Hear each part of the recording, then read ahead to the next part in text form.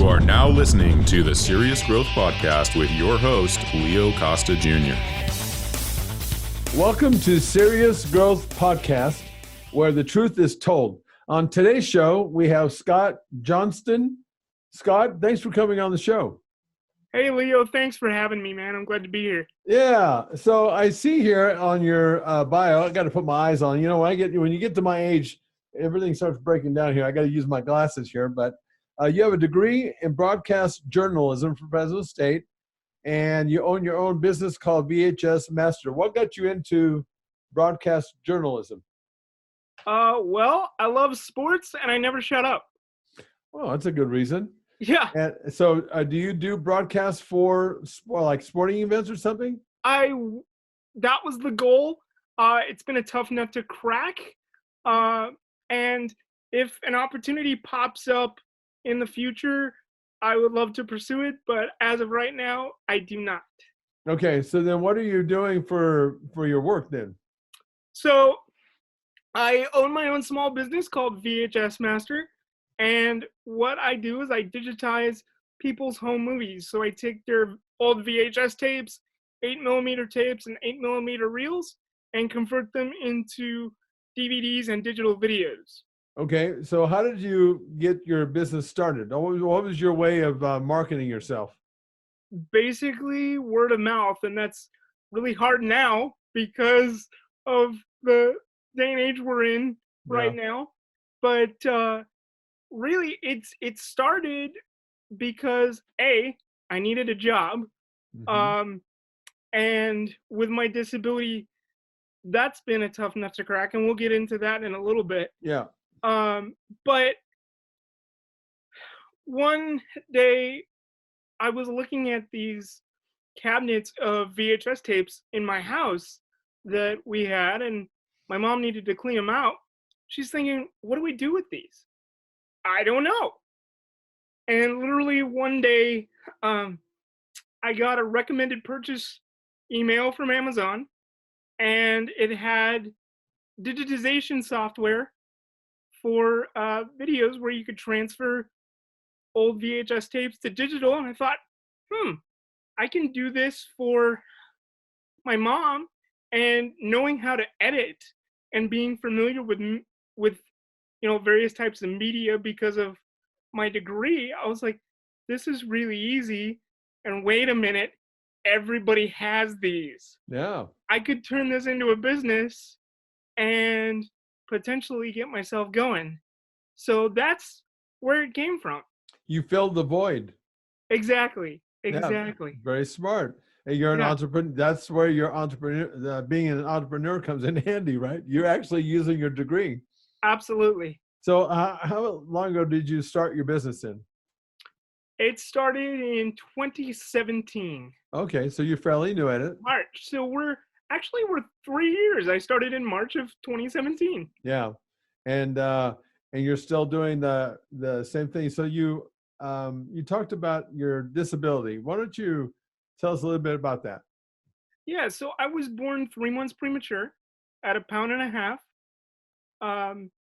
And was fine for a week. And after a week, I had basically a massive stroke. Ooh. Which caused me to develop spastic quadriplegic cerebral palsy. So I use a wheelchair, and basically I've had a chair since I was 2.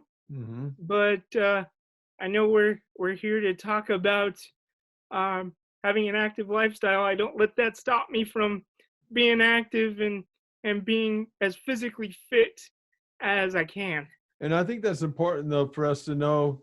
I appreciate you telling me that because that alone is an inspiration. The fact that you're not letting something like that hold you back is incredible. When did you actually start getting into an active lifestyle, and what was that you were doing? So I've always been fairly active. I was a member of Break the Barriers.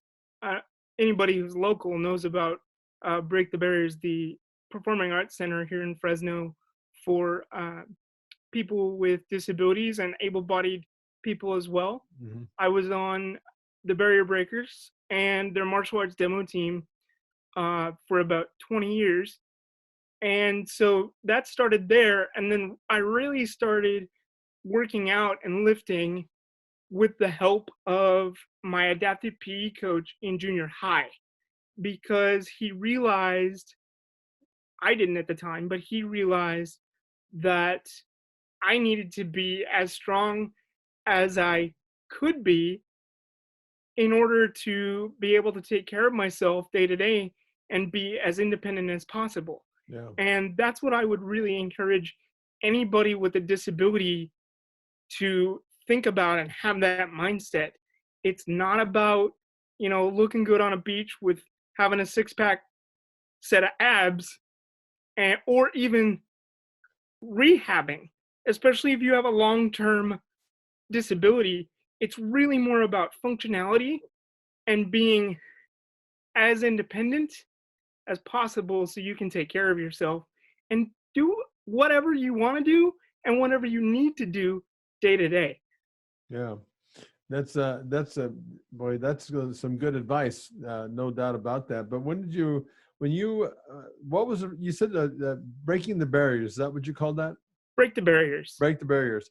Now, tell me what that actually meant as far as how did you participate in that? Now, I assume that you're participating always in your chair. Is that correct? Yes. Okay. Yes. So you're not able to get out of your chair at all. I am, but most of the time I'm in my chair. When I was younger, they would lift me out, and I did gymnastics and stuff out of my chair where I would crawl. But as I got older, I stuck mainly to martial arts, and that was mainly just in my chair. Yeah. Okay, so tell me how you do martial arts in a chair, because I'm a trainer, and I've trained a lot of people that have been, with disabilities like this, but I just need you to tell me how that works out in martial arts. Well, I'm also kind of bearing the lead. I'm also a trainer as well. Okay. At least I got certified. Okay. I haven't done anything with it, but at least I got certified. Yeah. Anyway, martial arts in a chair. It was actually the brainchild of my martial arts instructor. He and I, over the course of about 20 years or so, took the existing curriculum. We belong to a national organization called the United States Taekwondo Chunduquan Association in Lakeland, Florida. So the curriculum was set for these schools nationwide, and we took all of the kicks and tried to match up hand strikes to mimic the kicks. So all of my forms or katas were done with hands. And whenever there were kicks, I would just do similar movements with my hands. Mm-hmm. So were you kind of like the pioneer or the person that you were working with? Were you guys pioneers in setting this up, I assume? Definitely so. There are other people that I've seen in martial arts, worldwide, that are in chairs. So I can't say we're the first, but in terms of for our organization, we were definitely a little bit of mad scientists trying to figure this out. And over time, you just perfect it and figure out what works.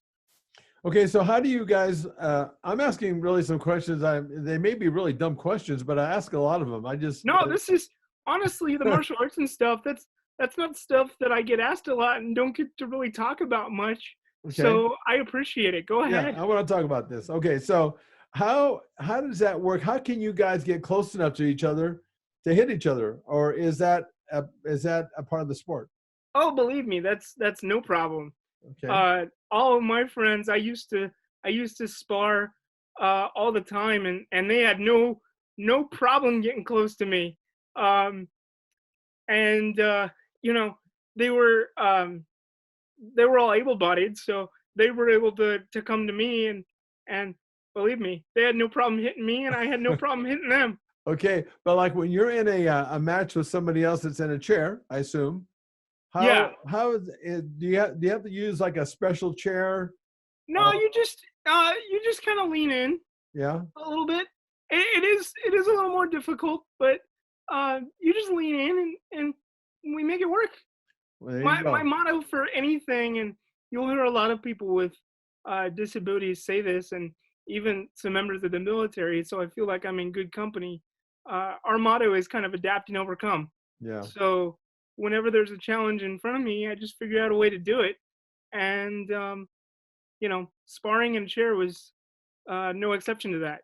If more people had that mindset, we'd be a lot better off in our world. That's for sure. In my Absolutely. in my opinion, one of the And things I go ahead. No, go ahead. oh, I was gonna say I've been kind of laying off the martial arts for a while just because I've been so focused on the business and trying to get myself on some solid financial footing.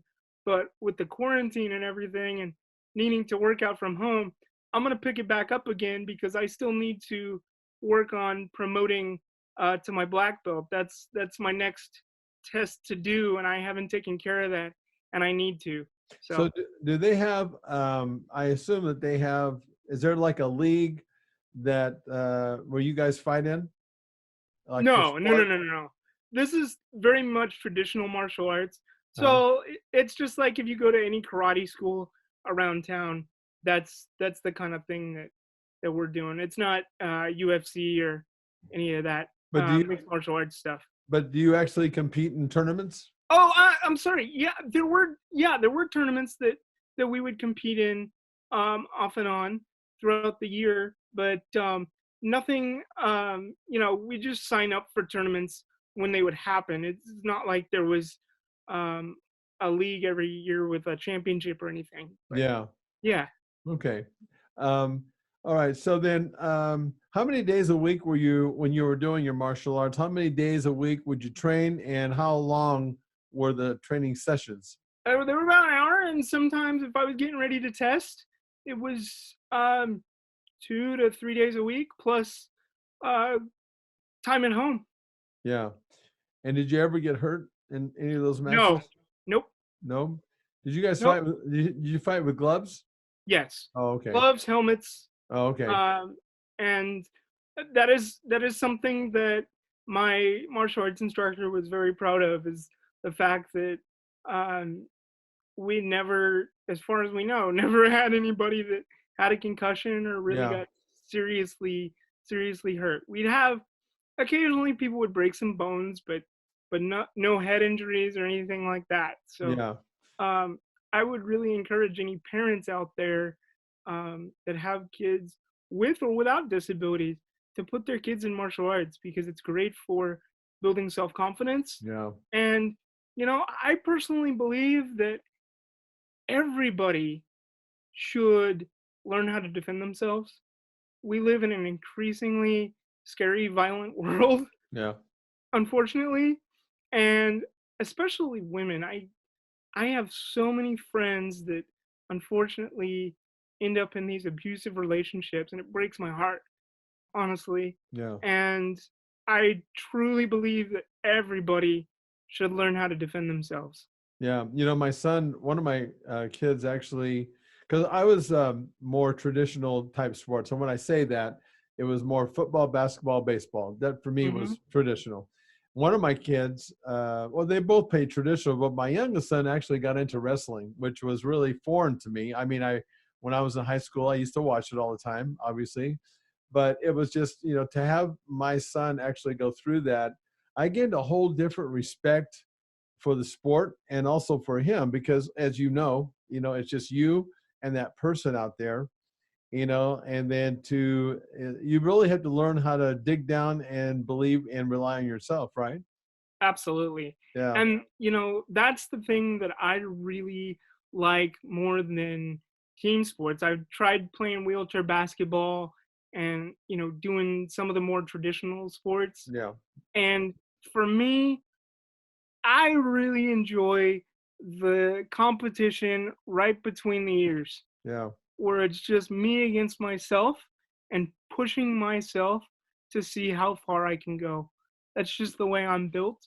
Yeah. Um, you know, but that being said, I love traditional sports too. I love watching them and love talking about them, which, you know, leads me to sports broadcasting. If you get me talking about sports, we could be here all afternoon. I'm curious to know, what is your favorite sport? And wait, and which one would you like actually to broadcast for? Oh man, probably. I would say both of them. It would be baseball. Although I'm trying to get into more basketball as Uh-huh. a fan. But I think as far as broadcasting, baseball is right where I feel comfortable, and I just love the pace of it. And you know, don't get me wrong, I love football too. I'm a big Niner fan, but baseball to me would be the most fun to call. And I mean, it's really hard now as we're supposed to be in spring training Yeah. and there's no baseball on right now. Sucks. It does suck. But there's nothing better than to me than a summer afternoon or summer evening watching baseball. And it really is the ultimate metaphor for life because it's a sport built on failure. And you can just slow down, take a breath in the high-paced world. I mean, and oftentimes, even though I love the sport, the broadcasters are so smooth. Yeah. They'll just put me to sleep. I'll wake up and the game's still on. Yeah. I'm like, this is great. I love it. Let me ask you this. You said that you like it kind of over basketball because of the pace of the game. Now, I do realize that it's a slower paced game, but what else is it that you like about the pace being slower? I'm just an easygoing guy, and I like to talk to people, especially if you go to a game. There's time in a in between a baseball game to actually have a conversation and talk to people. Right. You know? But yeah, I guess what I meant really asking is, as a broadcaster, put yourself in your As a broadcaster. as a broadcaster. Well, I think you have time to let the game breathe. Mhm. And you don't have to fill in every second of every game. Yeah. Whereas other sports, when there's a lot going on, you feel tempted to talk every second. Yeah. And I believe it was Joe Buck who talked to maybe Vin Scully, or maybe it was even his dad. And when he first started, they gave him some advice that said, the best piece of advice I can give you in moments is to shut up. Yeah. You And know, you- let the crowd and the atmosphere tell the story. Yeah, and there's a fine line of distinction there, because Joe Buck is one of my favorites, man. I mean, not only is Especially for baseball. his voice is very distinct. I don't have to even see him, and I know if he's announcing him, and for football, then it's what's his name? I forget his name. They actually do NFL games together. Troy Aikman? Troy Aikman, yeah. But Yeah. but yeah, Joe Buck, and then Vince Scully. Wasn't Vince Scully back in those days? It was just him in the booth, wasn't it? Oh yeah, he was a one-man booth all the way through. Yeah. And there's no, as far as I'm concerned, that I know, there's 1 and 1A. I think 1 for me was Vin Scully. 1A, he's still doing his thing, is John Miller for the Giants.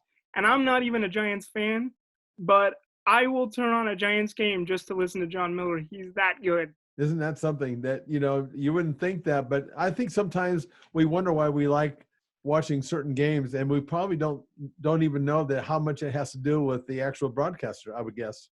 Oh, absolutely. Right? I mean, you're 100%. making that point, because I always enjoy it when I know Joe Buck is doing a broadcast. I like that. And you're right about that. I think the timing and understanding it, I think maybe it's the person that's actually watching the game. I think you have to have a really good understanding and be empathetic to the person that is experiencing the game, because you know what? now that you mentioned that, sometimes these guys talk too much, you know, Mm-hmm. and it's like, it's pretty, maybe it's not only distracting, but kind of annoying, wouldn't you Yeah. say? Oh, absolutely. Absolutely. Yeah. And then to be able to, you know, fill in the blanks. And I think that piece of advice you know, that was said as far as, you know, just shut up. I think that's really strong. And it's probably really hard to do. Oh, 100%. Yeah. Because those of us that are broadcasters, or just even people that like to talk that are extroverts, Yeah. it's a hard thing to do. Yeah. Yeah. And as I'm aging, I'm learning how to do it. Yeah. Oh, you know, it's funny because even when I was when I first started podcasting, I never podcasted until I started with this show. So I was learning as I went, you know, and it's a different dynamic when you're on this side of the mic interviewing compared Mm-hmm. to being interviewed. And it took me a little bit to figure that out and say, just let the person, you know, let them talk more instead of me, because I was always used to being the one that's just yapping away, you know. Mm-hmm. And so I know what you mean when you say it's difficult to do that. It's like, it's just hard to shut up sometimes, you know? Yeah. And that's something that I'm learning as I'm doing my podcast too. I've podcasted for about 7.5 years, almost 8 years now. Wow. Mm. And I got a little rusty, and my show is still relatively new. It's called Beyond the Bright Lights Hmm. on Apple Podcast and wherever you get your podcasts. Also on uh, Spotify as well. Hmm. And like I said, wherever you get your podcast. But as I am listening to my episodes to publish them, I find myself thinking, all right, you don't need to be so loud here, or you don't you don't need to make your question so long. You just need to ask the question, get out of the way, and let the guests, talk and have their time. I think that's really good advice, you know? It's a hard thing to do, It is. but I can yeah. relate to you now, you know? Otherwise, you know, unless you're doing it, you know, it's hard to relate to that, but I do Oh, get what you're saying. 100%. Yeah, I do get what you're saying.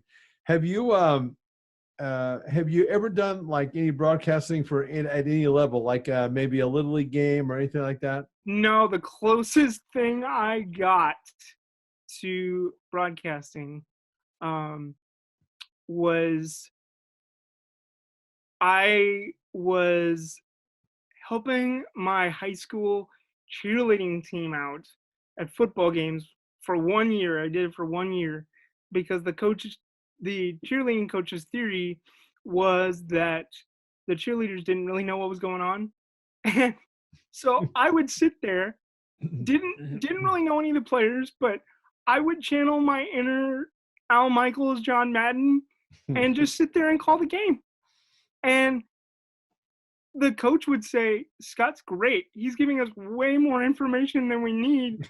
But that's what I had in my head was I was sitting there calling, you know, a, a big college or NFL game.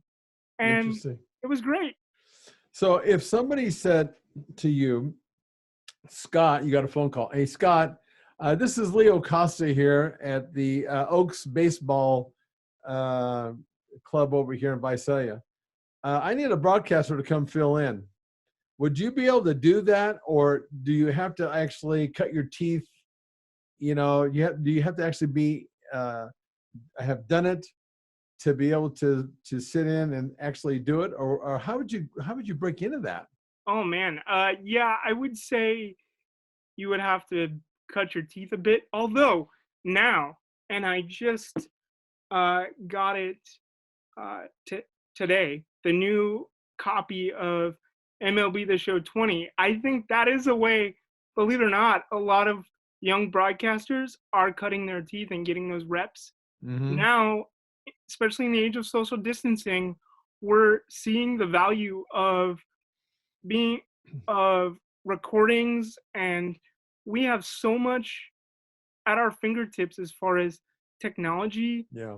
and what we can do now, where literally I can be in my room recording myself calling games 24/7, 365 to nobody and cut my teeth.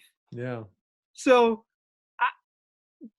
honestly, I think probably more so from a station's standpoint or a team standpoint, they would want somebody that has had some experience, Yeah. but I don't necessarily know if that is somewhat true anymore Yeah. because of technology. Well, and let me say this, and I don't know if this is really a good example, but I come from a time in bodybuilding where we learned how to pose and learn how to do all this stuff from somebody else, basically, Yeah, to show us. And yet, so many athletes that I've interviewed now because of technology, I always ask, well, how did you learn how to pose? Oh, YouTube. exactly. And it's like it blows me away. I'm thinking, well, I never thought that you could actually do that. And yet people learn nutrition. They learn everything Yeah, on these social and it's media free. platforms. And it's free.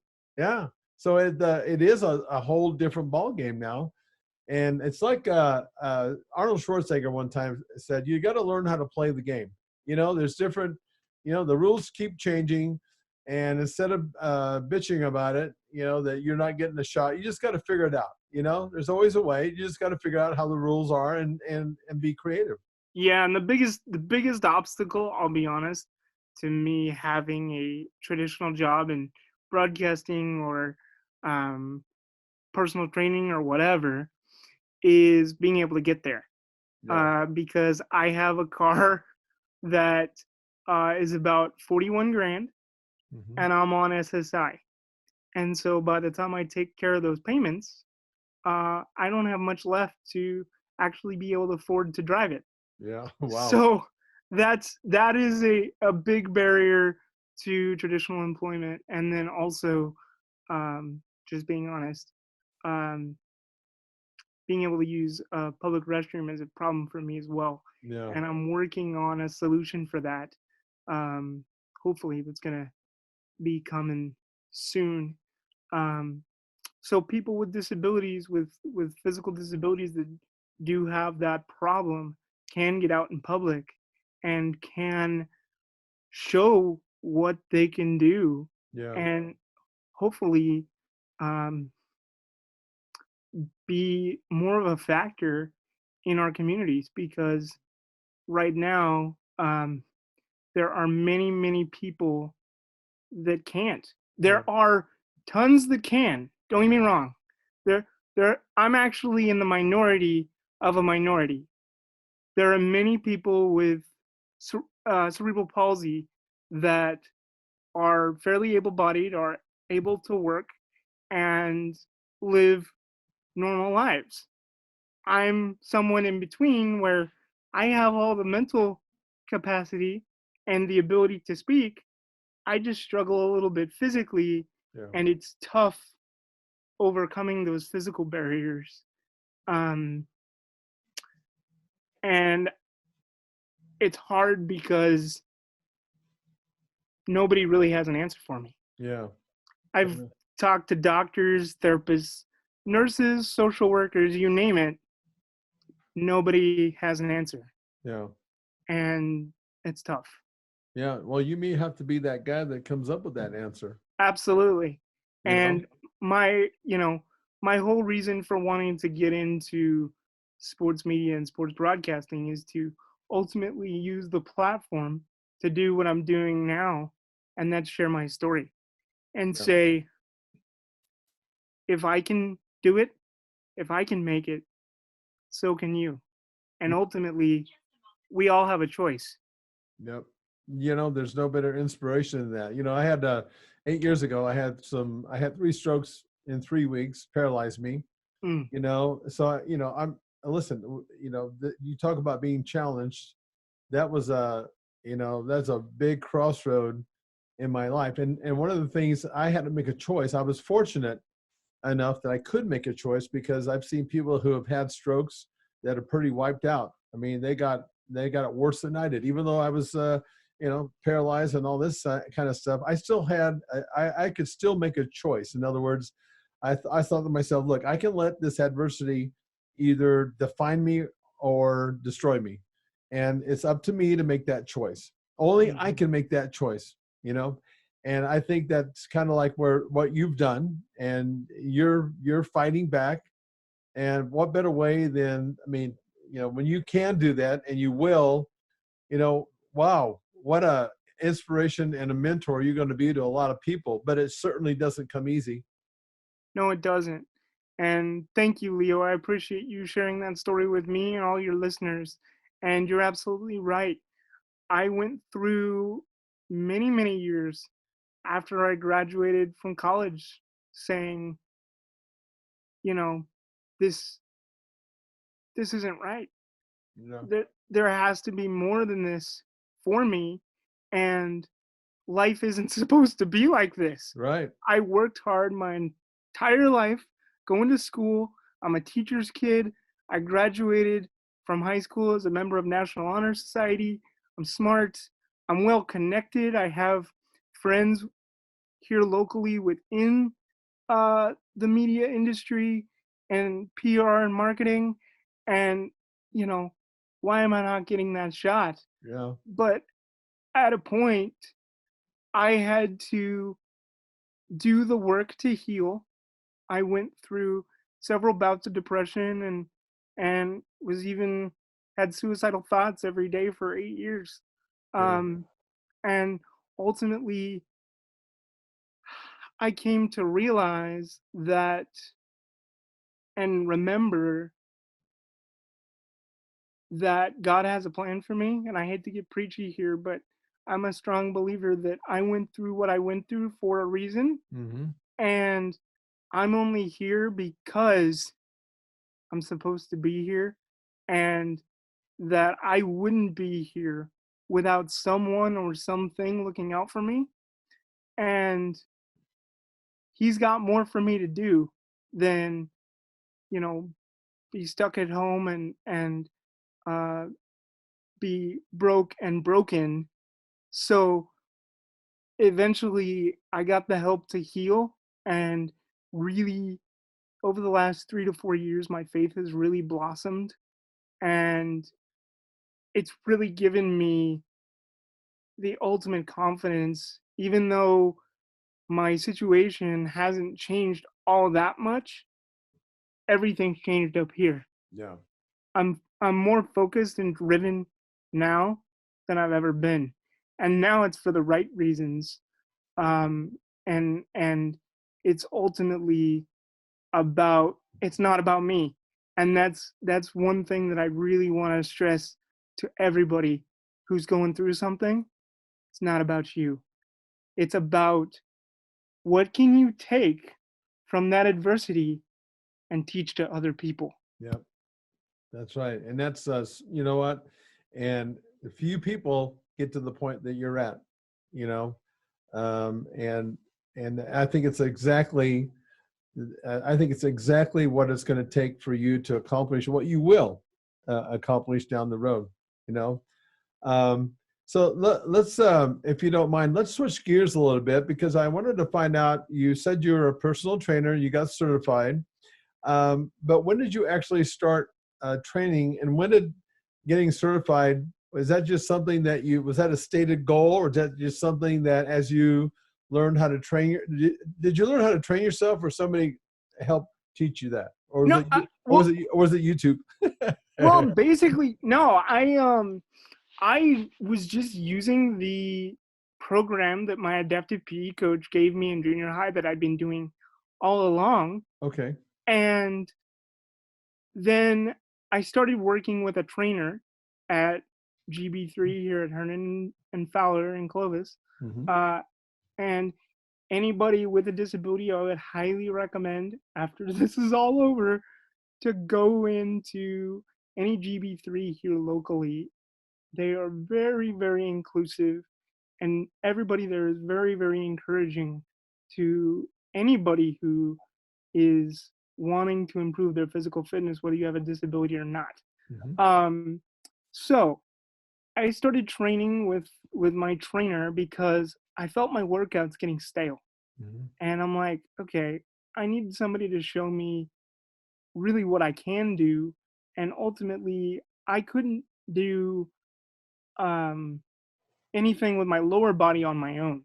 I needed somebody. So actually, I still do keep my trainer for 1 day a week for leg day on Fridays. Mm-hmm. Um, but after I started training with him, I was like, you know what? I like working out, and this is something that I could do to help people. There's a demand for it. Why don't I just get certified? Mm-hmm. And so I got certified, and then ultimately, um, the restroom thing kind of caught up with me a little bit again. But my kind of motto for anything that I do um, for a job is, will it help people? Mm-hmm. Ultimately, I'm here to serve others and help others. And if it's not helping other people, I don't want to do it. Mm-hmm. And personal training really fit within that. And ultimately, too, I wanted to show other people with disabilities what they could do as well. And frankly, anybody. But I have so many friends that I know, and it happened to me too, that once you hit about 23, 24, um, especially being in a chair and your metabolism slows down, you just start ballooning. Yeah. And it happened to me too. I put on about 30 pounds my last year of college. My testosterone dropped. I was eating a bunch of junk because literally in my last semester of college, I had 10 minutes in between classes to grab whatever I could and shove it Yeah. down my throat Yeah. and get back to class. Right. And like I said, I ended up putting on about 30 pounds. And after I graduated, I was just at home, sitting around with nothing to do. I was like, I think I'm going to join a gym. And uh, also, part of that, another thing that really woke me up was I went to Disneyland for my 21st birthday. And I couldn't really help the people that were with me get me on and off the rides. And I was getting heavy and I just didn't feel good. Yeah. I was like, I need to get in the gym. Contrast that with I went back to Disneyland for my 30th birthday and I basically was able to get on and off the rides pretty much completely independently. I would say that's progress. That is totally progress, my friend. Because I thought, I'm like, uh-oh, if I don't do something real quick, my days at Disneyland are Yeah. over. Yeah. No kidding, huh? Hey, And nobody wants that. no, you're right. One question that I have for you with regards to your training, leg day. Yeah. Tell me what leg day looks like for you, Scott. So I have a walker that I walk with at home, but I would also bring that to the gym, and my trainer would use that with me, and then also we'll do the leg press. He'll Mm-hmm. get. I can actually get myself in and out of the leg press now, Okay. but he'll hold my feet and legs together, and I'll use the leg press, and then we'll do um, the adductor machine because I had an adductor release when I was little, so those muscles are very weak, Mm-hmm. and so we'll do, or I'll do that. He'll get me on that machine, plot me there, and have me do that, and then even just on my own for leg days, sometimes I'll go to the gym and use my wheelchair purely as um, some uh, isometric or plyometric apparatus and just Mm-hmm. use it to do tricep dips with my legs and squats. And Okay. uh, it's really all about, I mean, it probably looks pretty simple to anybody who doesn't have a disability, but it's a pretty good workout and it's all about moving. And that's the thing that is most important. Yeah. That's really, really interesting. Yeah, I was curious about that, what you do for legs like that. Can you do leg extensions? I can't as much because of my spasticity in Hmm. my legs. So Uh, what does that mean? When you say spasticity, what happens? you just get very tight and Oh, drawn up, and it's kind of like when you get a cramp, sort of. yeah, exactly, Okay. exactly. But you just have it all the time. Oh, okay. So really, honestly, I probably need somebody to come and stretch my legs every day, Yeah. and my arms too, because they're not as limited, but I do have contractures in my arms as well. Um, I have a question for you. Have you ever considered? And again, I'm just asking. That's kind of one of these questions. How about Botox? Because Botox, yeah, have you used that? I have had that pitched to me since I was tiny, and that is something that I have always shied away from because uh, you have to be put out every time they inject it. Oh, really? And yeah, yeah. So I'm on Why? for pain, for Okay. pain. Um, so and also it's for people that don't know it's low dose botulism. Yeah, it is. So Yeah, I do know um so that. I try. So I'm on a dosage of baclofen, which is a muscle relaxer, very very Hmm. common that a lot of people with CP are on, and I've been on it since I was 12 and have had no problems.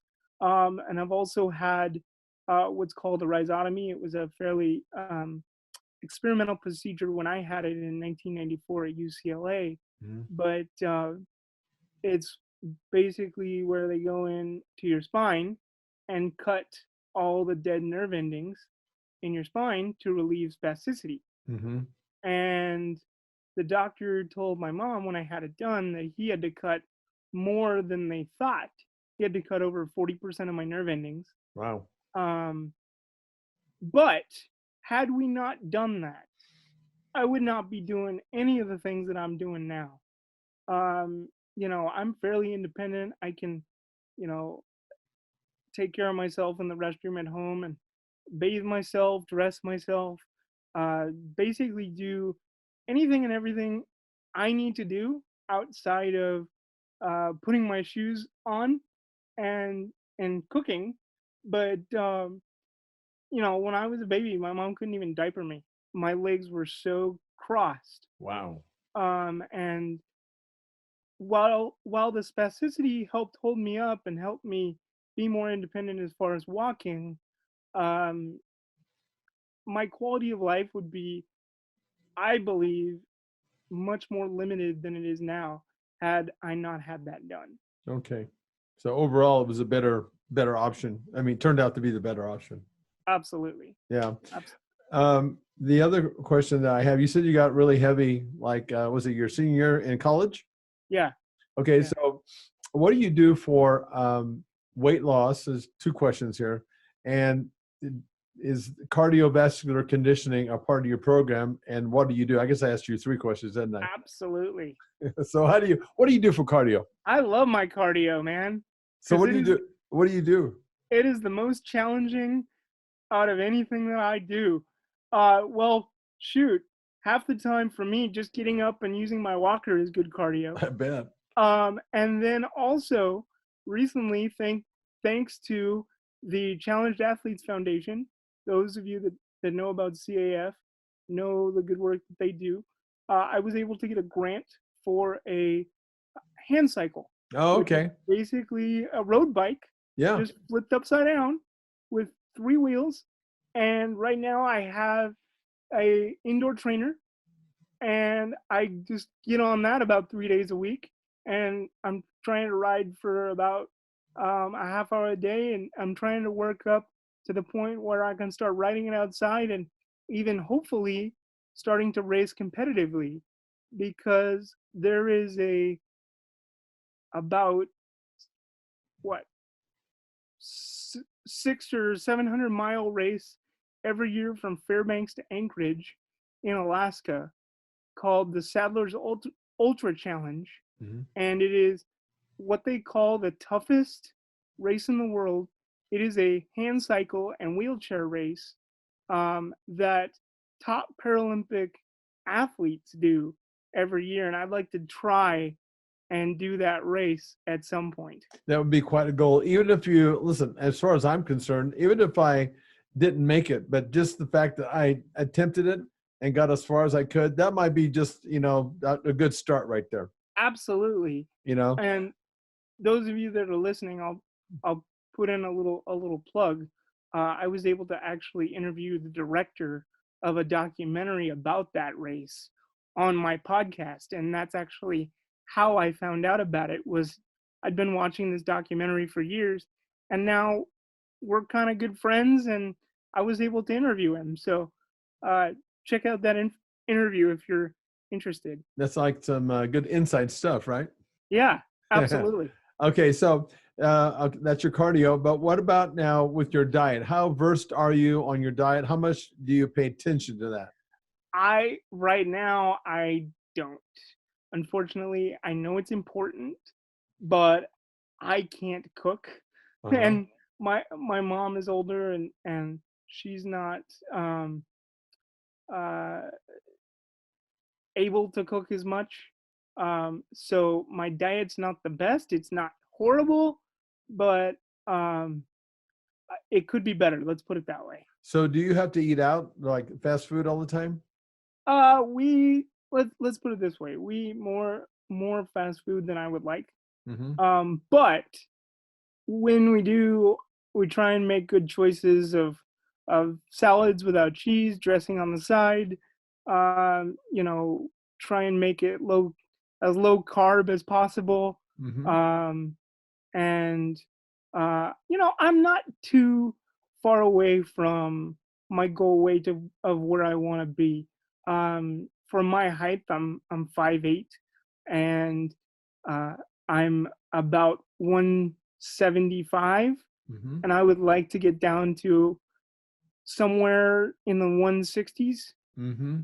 You ideally about 160, I think would be a good weight for me.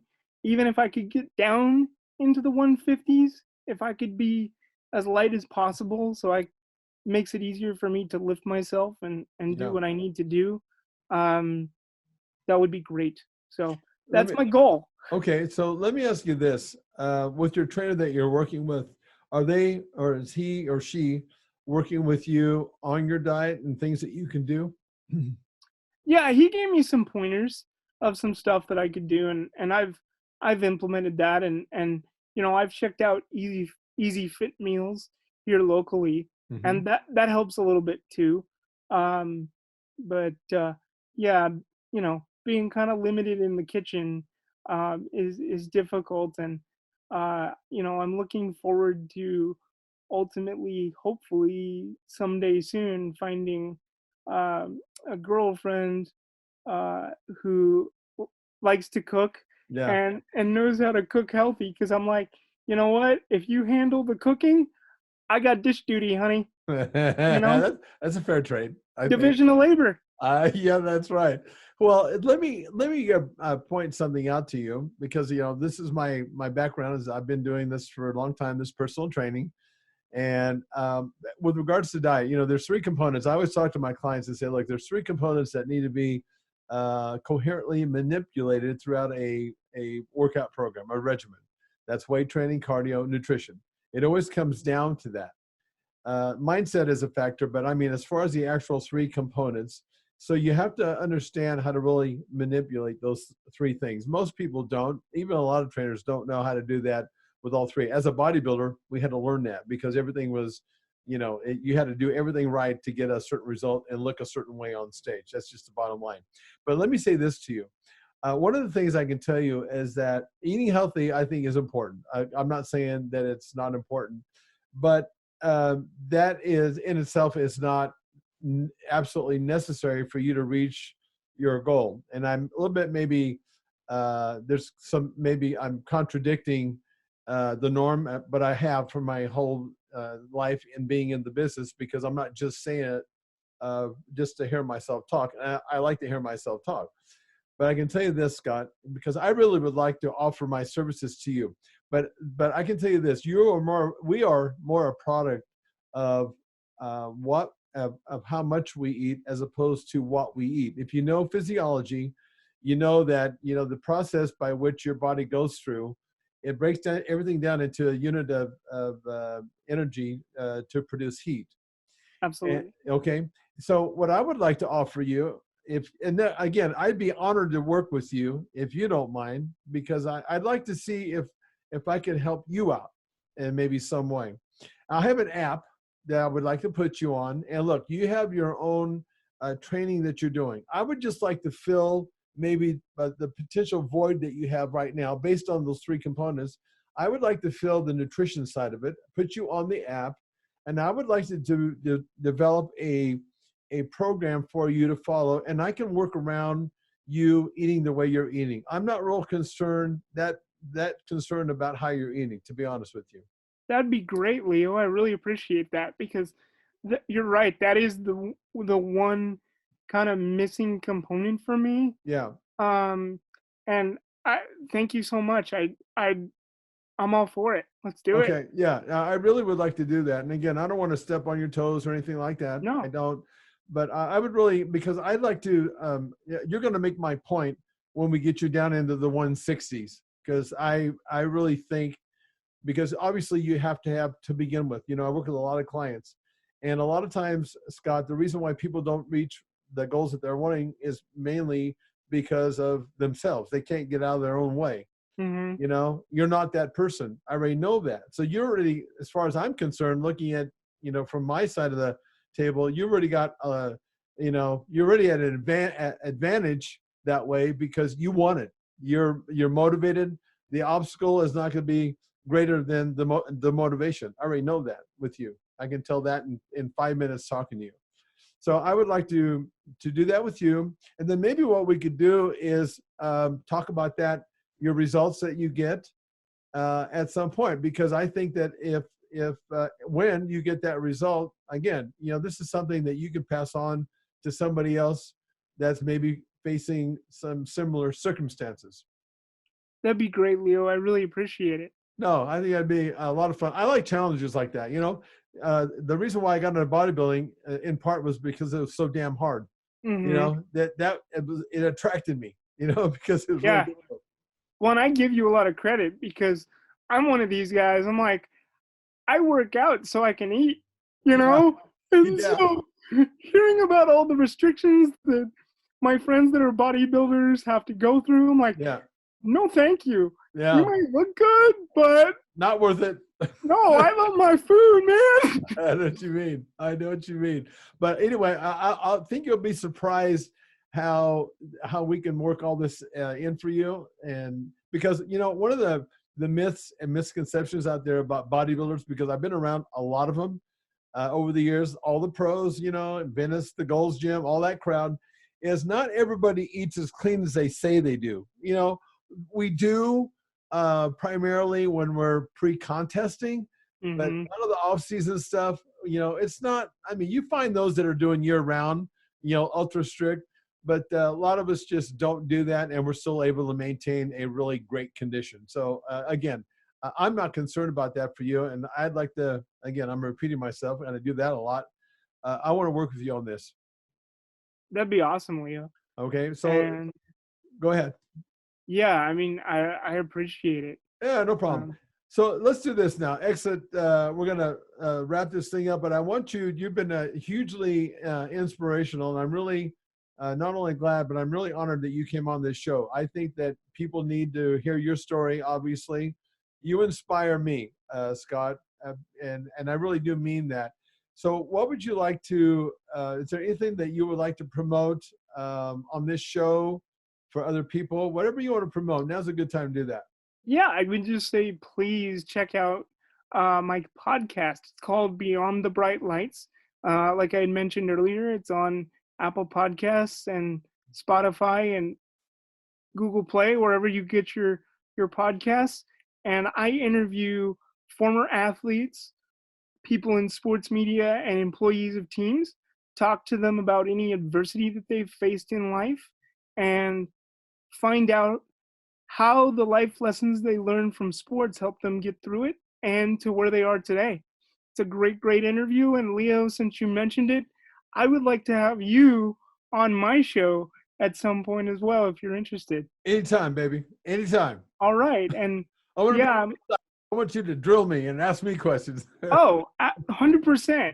I'll dust off those journalism skills for you and Yes. ask you the hard questions. Ask me the tough questions. Put me on the line. Yeah, I'm also working on a book that I've been working on for a while, but I'm trying to use this time at home where my schedule isn't as impacted to really get that done and hopefully start my speaking career, because like you said, I do have a story that I want to share and Definitely. help encourage other people. Yeah. So that's going to be coming as well. And ultimately, like I tell people, you have a choice. You may not think you do, but you always have a choice about how you want to live.